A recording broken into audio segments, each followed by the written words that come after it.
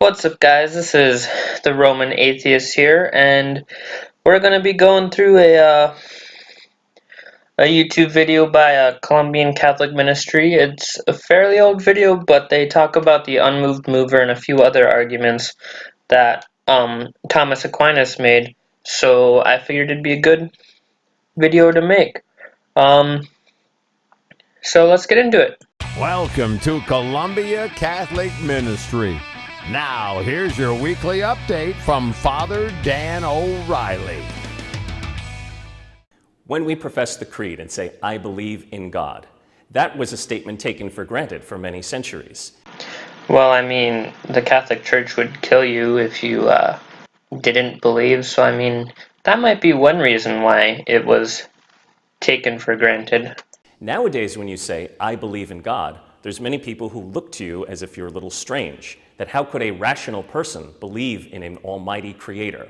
I think that's a bit of a straw man there. I mean, I don't know if that's the best way to describe it, but I don't think most people phrase it as, how could a rational person believe in a creator? It's more seen as, or at least my perspective is people who are normally rational have a blind spot for a creator, I guess is my statement, and it's fairly close to what he's talking about, but it's a bit different.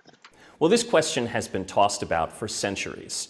One of the most famous collections of proofs of the existence of God comes to us from St. Thomas Aquinas. He famously wrote his 5 ways of knowing the existence of God. So now we're going to get to the crux of the video. They're going to talk about the unmoved mover, and I've actually heard a lot of these from my time at Catholic schools, and most of them are pretty easy to show just based on the special pleading fallacy, which is creating an exception to a rule without justifying why it deserves the exception.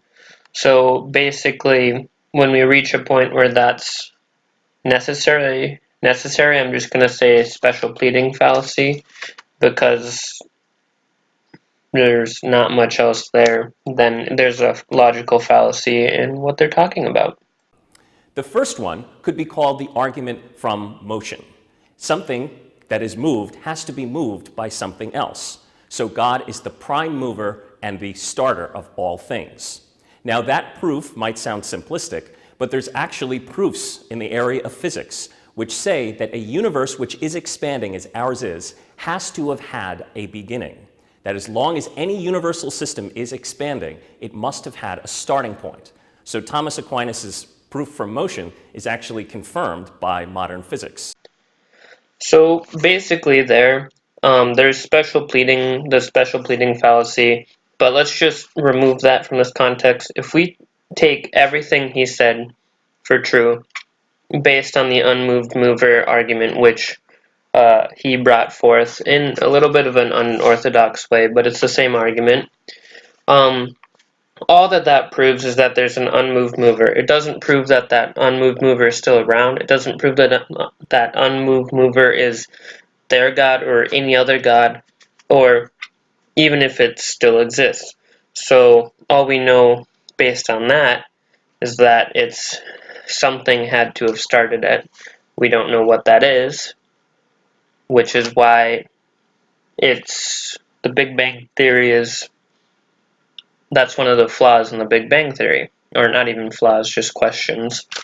So yeah, that's why the unmoved mover argument is fairly hard to get behind. The second argument is an argument from causality, that if something is caused, it has to have been caused by something else. And you can't have an endless stream of causes unless you have a beginning. So there had to have been a first cause. That cause, Thomas Aquinas says, is God. Now, some people, again, try to deny that the universe has a beginning. Some people argue that the universe is eternal, so that no beginning, no end. Well, again, modern physics has come up with a number of arguments which help us to understand that it does not appear that the universe is eternal. For one thing, if the universe was eternal, in any system which is ongoing for a long period of time, something called entropy exists. Things begin to break down, things slow down, and more chaos ensues. Our universe does not appear to be showing signs of entropy. So most people say that yes, that is evidence that the universe did have a beginning and that that first cause continues to cause all of the things and systems that we have in the universe. So basically I can copy paste what I said last time here, because again, special pleading fallacy, as I went over at the beginning of this video. Second of all, it's like the unmoved mover, even if there weren't problems with that, which there are, it wouldn't prove that anything happened except for that something started a chain reaction. Not that there's a God or that God is causing all of it. So again, it's the same argument. The third argument is an argument we could call the argument about contingency and necessity. St. Thomas says that if all things were contingent, anything that exists, at some point everything would cease to exist and the universe would no longer be. So St. Thomas argues that there has to be at least one being whose existence is necessary to hold all things in existence, and that necessary being is God. Okay, so there is a lot wrong with all of that. First of all, what's to say that the first bit he said isn't true, is true, and that eventually the universe will end? That doesn't necessarily mean that it, like, all we can say is it hasn't ended yet. That doesn't at all prove that there's a God. B, if all of that is true, special pleading fallacy. And C, even if all of that is true, that doesn't prove that there's a God either. So none of that that's logically incoherent, pretty much, is what I'm trying to say. Taken another way, we could say, imagine you're doing a painting. Your painting could be a landscape. It could be a portrait. It could be a painting of anything. All of those things you put in the painting would be contingent. But if you don't have a canvas and don't have any paint, you have no painting. So you have to have something that's necessary. And St. Thomas says for the universe, that is God. As I said, none of that proves anything. The painting thing is simply conjecture, and it's not even a very good metaphor. It's a metaphor, and it's not a good metaphor for the universe, and only really counts for anything if there is a creator, which again, this argument doesn't prove that there has to be or is. The fourth argument is the argument we could call the argument from perfection. You could say, for example, that something is good or something is better, something is strong or something is stronger. St. Thomas says that if you're going to measure anything on some kind of a scale, there has to be one end of the scale, which is perfection. And St. Thomas says that is God. None of that's important. Like, that means nothing.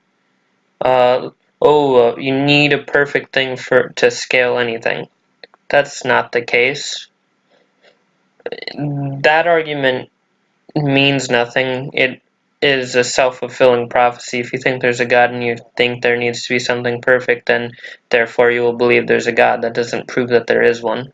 Some people might not be convinced of that sort of way of thinking in this day and age, but it's certainly a way of saying that if there is justice, truth, and beauty in the world, the ultimate is always going to be Almighty God. Okay, now I see where he's going with this. He meant it as, like, what he said there, and that doesn't prove anything, because all of those things he listed are subjective, relatively subjective. Your environment changes. Your environment and culture creates the system of what you believe, is basically what I'm trying to say here. The final argument is what's known as the argument from design, and that's one which is pretty famous. The idea that we can look at the order of creation, look at the design of the universe. We can only imagine that some intelligent and benevolent creator was behind it. In fact, we know in the universe today of at least 20 constants, from the speed of light to the decomposition of carbon to the force of gravity. All of these things, were they any different, human life could not exist.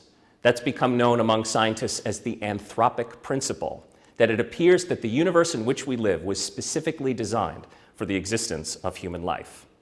Okay, I mean, this one's fairly easy to debunk. Have you ever... what's the name of that comedian? Oh well, I'll look him up and put the video in the description. He made a joke about, there's a puddle, and he looks around, well, this puddle fits me very nicely. It must have been created for me specifically. And we know that that's not true because it's not. The water moves into the puddle where it fits the best. So the world doesn't, like, it's not created for us. That's just how it happened to be, is basically what I'm trying to point out here. The secular world tries to tell us that there's some kind of a divide between faith and reason. But the 5 ways of Thomas Aquinas show that reason can help us better understand our faith and have every reason to trust in the presence of God. Alright, so I told you that special pleading fallacy stuff would have helped. I mean, it really could have covered this entire video. I could have just written special pleading across the entire thing, and that would have worked. But that's no fun.